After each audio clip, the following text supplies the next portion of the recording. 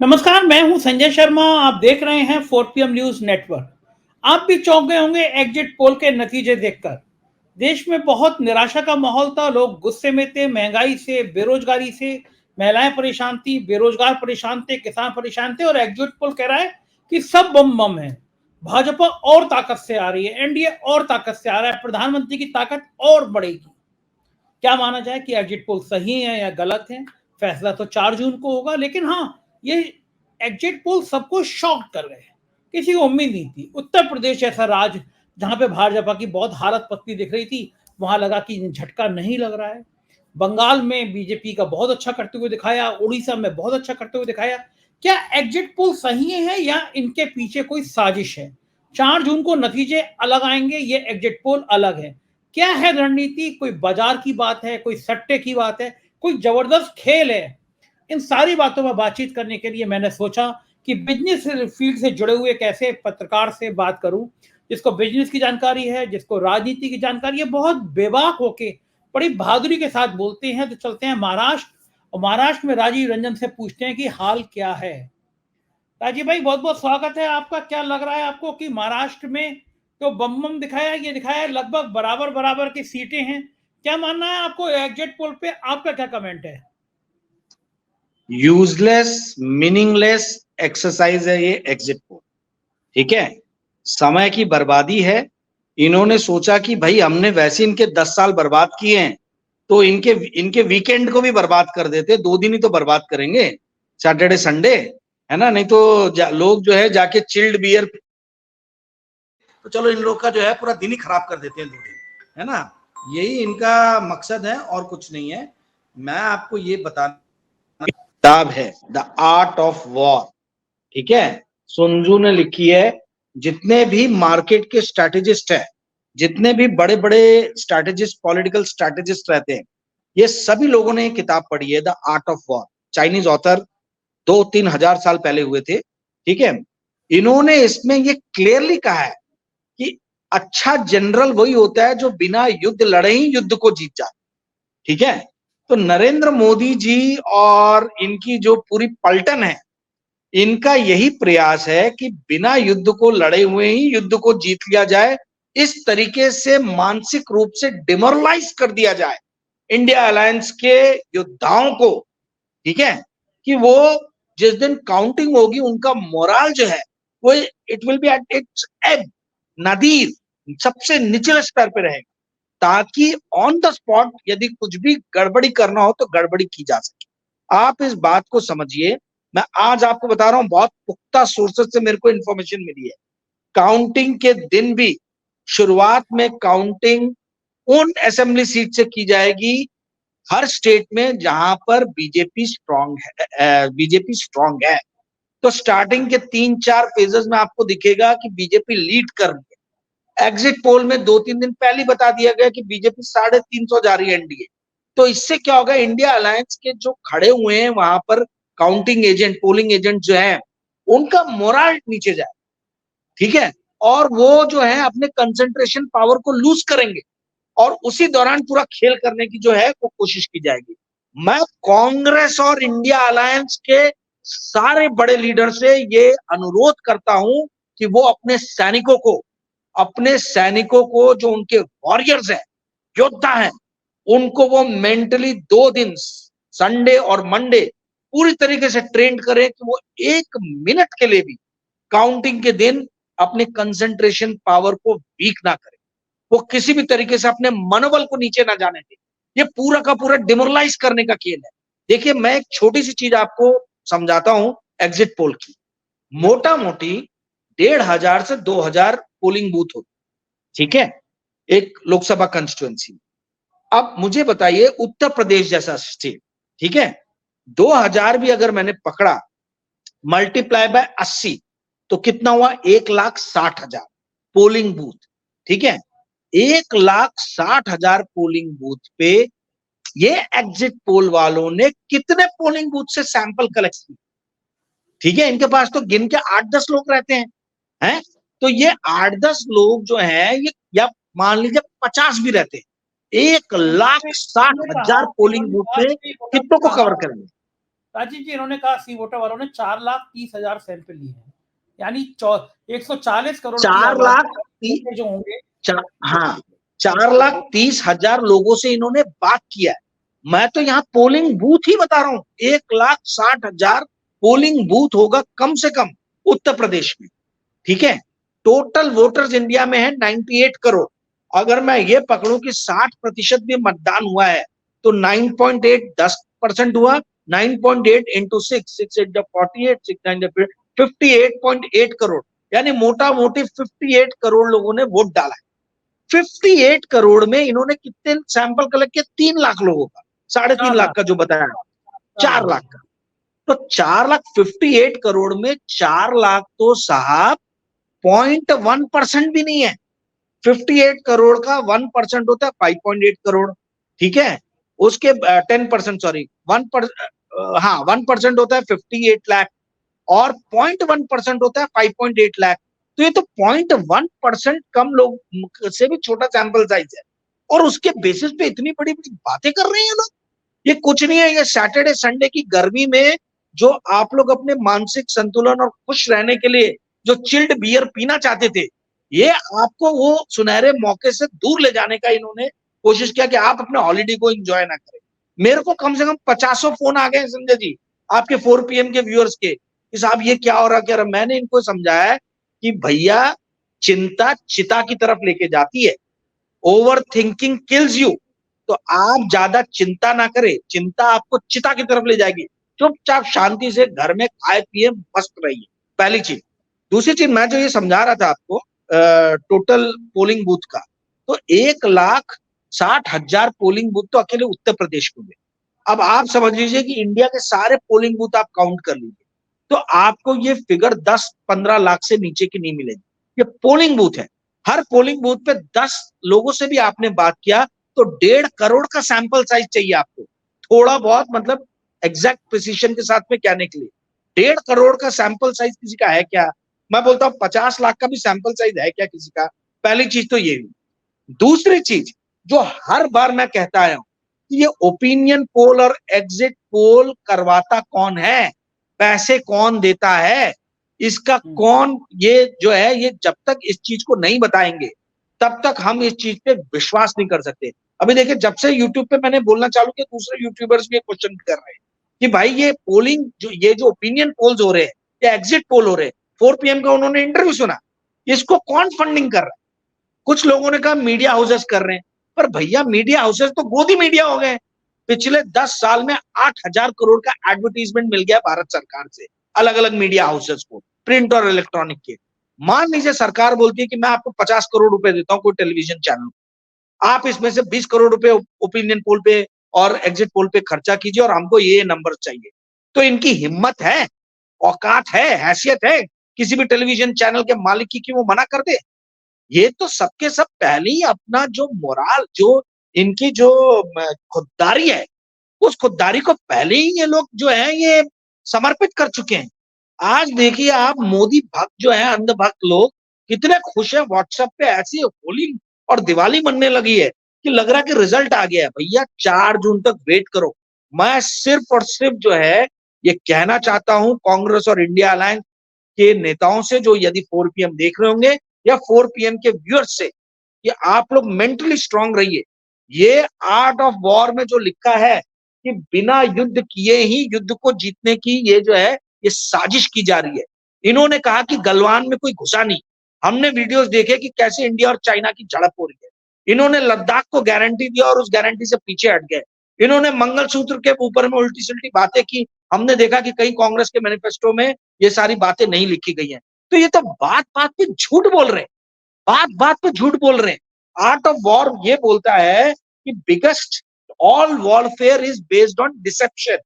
सारे युद्ध जो हैं, चाहे वो इलेक्शन का युद्ध हो या सही युद्ध हो, ये सारे के सारे डिसेप्शन पे जो है ये बेस्ड रहते हैं। यानी ये आपको डिसेप्टिव टेक्निक्स द्वारा आपके जो है माइंड को बरगलाने की कोशिश की जा रही है। तो आप कृपया करके परेशान ना हो, चिंतित ना हो, दिमागी संतुलन अपना बनाए रखें और 4 जून का वेट करें। जी संजय जी। लेकिन एक बात और है, जीडीपी का चल रहा था कि जीडीपी का अनुमान बहुत बढ़िया, शेयर मार्केट बम बम आगे बढ़ रहा है, ये सब तो संकेत है कि दोबारा से सरकार आ रही है। देखिए, अब लगता है इनका पर्दाफाश करना ही पड़ेगा।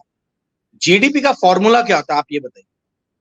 जीडीपी जो है, हम बार बार जीडीपी जीडीपी करते हैं कि भाई राष्ट्र का जो है विकास दर वो जीडीपी द्वारा पता चलता है। जीडीपी जो है, जीडीपी का फॉर्मूला है GDP is equal to GVA plus net indirect taxes.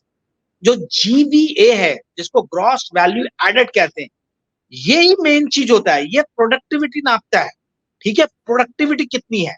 तो जीडीपी जो है वो GVA plus net indirect taxes होता है। अब आप आइए नेट इनडायरेक्ट टैक्सेस पे। नेट इनडायरेक्ट टैक्सेस जो रहता है वो इनडायरेक्ट टैक्सेस माइनस सब्सिडी रहता है, उसका फॉर्मूला, ठीक है। तो अभी जो मजे की बात है वो ये है कि जीडीपी तो ऊपर दिख रही है 8.2%, पर जीवीए जो है वो 7.1% है, वो नीचे है। तो भाई जो प्रोडक्टिविटी नापने वाली चीज है वो नीचे है। तो इसका मतलब है कि GDP is equal to GVA plus indirect taxes, यानी इनडायरेक्ट टैक्सेस में, नेट इनडायरेक्ट टैक्सेस में कहीं तो भी घपला है। वो घपला क्या है वो भी आपके दर्शकों को बता दूं। नेट इनडायरेक्ट टैक्सेस जो रहता है उसका फॉर्मूला मैंने आपको बताया कि इनडायरेक्ट टैक्सेस माइनस सब्सिडी। इस बार के बजट को आप देखिए, इन्होंने सब्सिडीज हर जगह कट की हैं। तो माइनस करने वाली चीज को यदि आपने कम कर दिया तो ऑटोमेटिकली जो है जो आंसर आएगा वो बड़ा आएगा, क्योंकि net indirect taxes is equal to indirect taxes minus subsidies. Subsidies कम कर दी है तो इनडायरेक्ट टैक्सेस जो है वो वही का वही है, तो नेट इनडायरेक्ट टैक्सेस बढ़ गया। और अगर इनडायरेक्ट टैक्सेस बढ़ा है तो नेट इनडायरेक्ट टैक्सेस और बढ़ गया। तो इस कारण से जीडीपी का नंबर ज्यादा आ रहा है। ऐसे फॉर्मूले में तोड़ तोड़ के आपको कोई गोदी मीडिया का चैनल नहीं समझाएगा।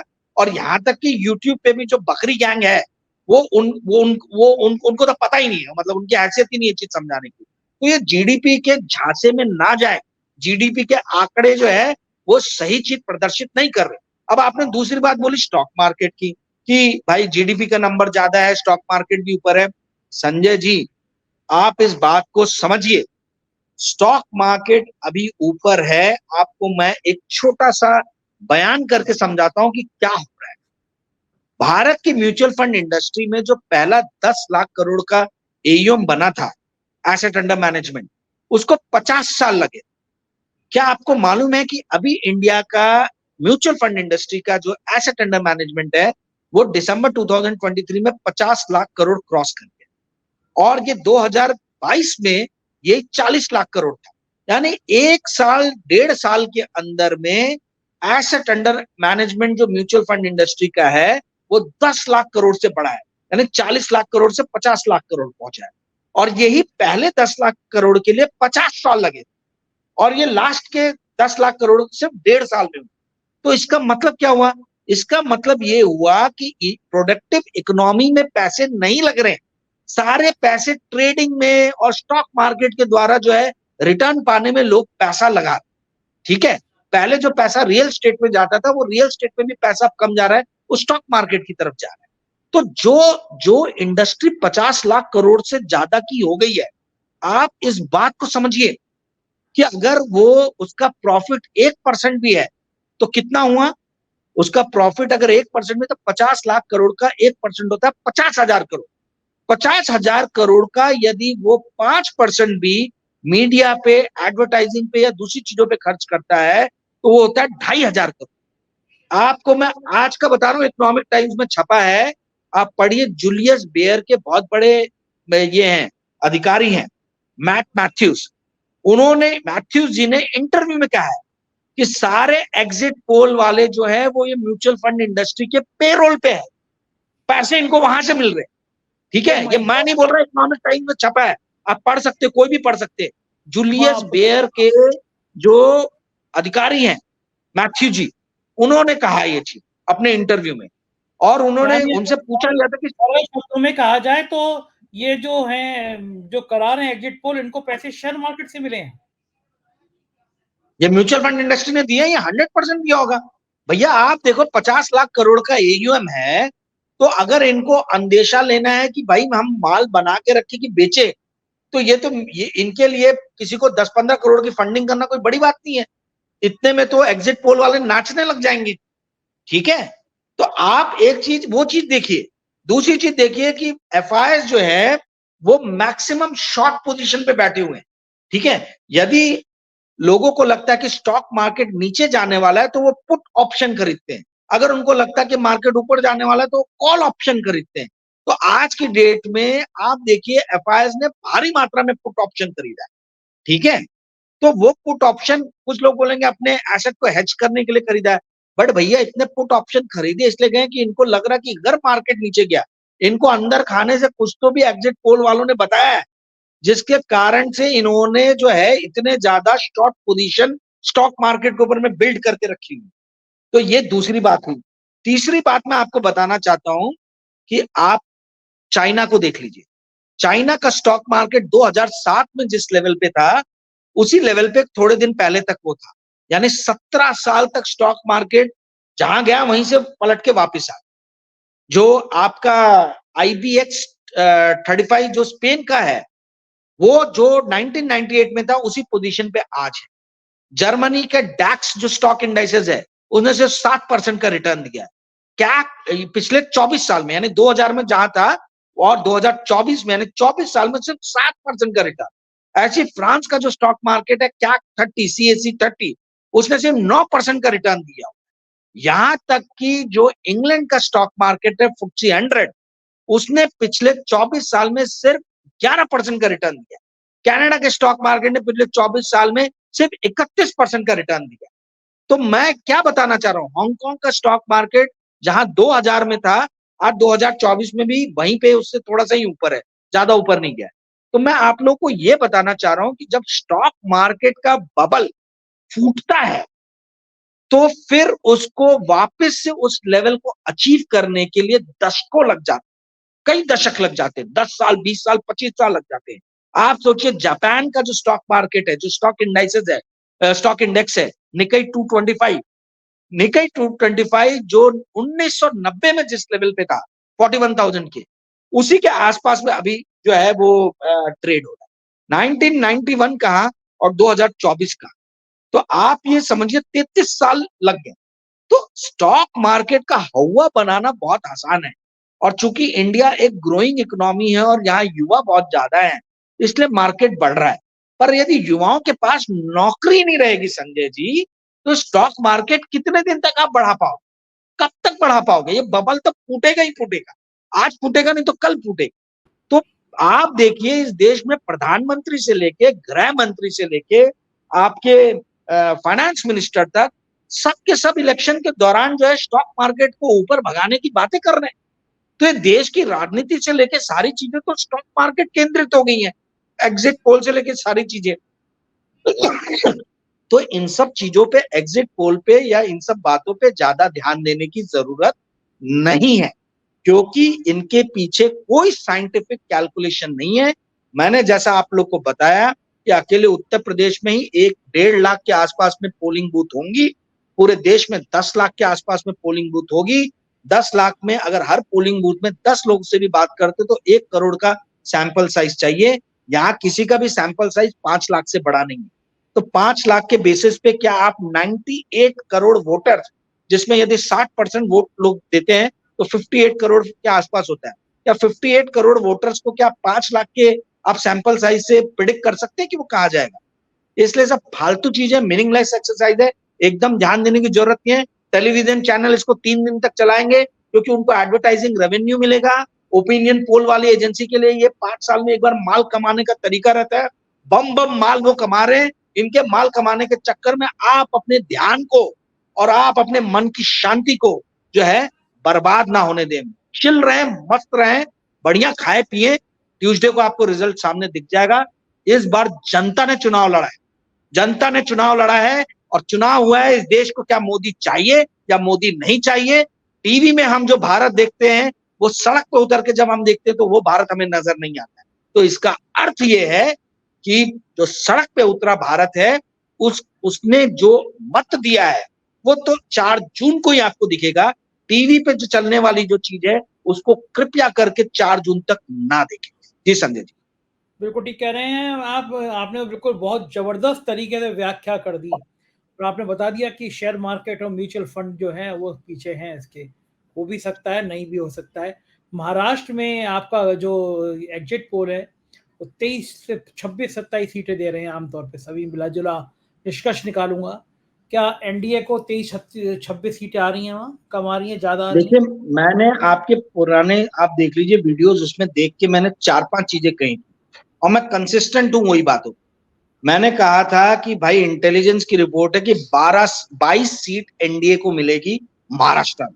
मैं अभी भी वही 22 के फिगर पे जो है स्टिक कर रहा हूं। मैंने कहा था कि वेस्ट बंगाल में 8 से 9 सीट इनको मिलेगी, बहुत हुआ तो एक और बढ़ा लीजिए 10 सीट, इससे ज्यादा नहीं मिलने वाली। ठीक है, ये भी आप पुराने वीडियोस में देख लीजिए, यही है। मैंने ये कहा था कि एनडीए को, बीजेपी को नहीं, एनडीए को 190 सीट मिलेगी और मैंने कहा था कि 30 सीट इधर या उधर हो सकती है। तो 220 से 225 सीट पकड़ लीजिए, इसमें हार्डली 15 सीट होगी अलायंस की और बाकी सारी सीटें बीजेपी की होगी। तो यदि 190 है तो 175 सीट भाजपा की और 15 सीट अलायंस की। अगर 220 है तो 205 सीट जो है वो भाजपा की, 15 सीट अलायंस की। इससे ज्यादा की औकात नहीं है इनके अलायंस पार्टनर्स की। मैं आज भी उस बात पे स्टिक हूं। चौथी बात जो मैं बताना चाह रहा हूं, जो मैंने कहा है पहले और अभी मैं फिर दोहरा रहा हूं, माफ कीजिएगा बहुत गर्मी है नागपुर में, इसलिए मैं बार बार पसीना पोंछ रहा हूं। ठीक है, तो ये चौथी चीज जो मैं आपको बताना चाह रहा हूं, जो मैंने कहा था कि इंडिया अलायंस बहुमत को इजीली क्रॉस करेगा। और मेरी बात को देखिए, खड़गे जी ने भी आज कहा कि हम 295 प्लस जाएंगे।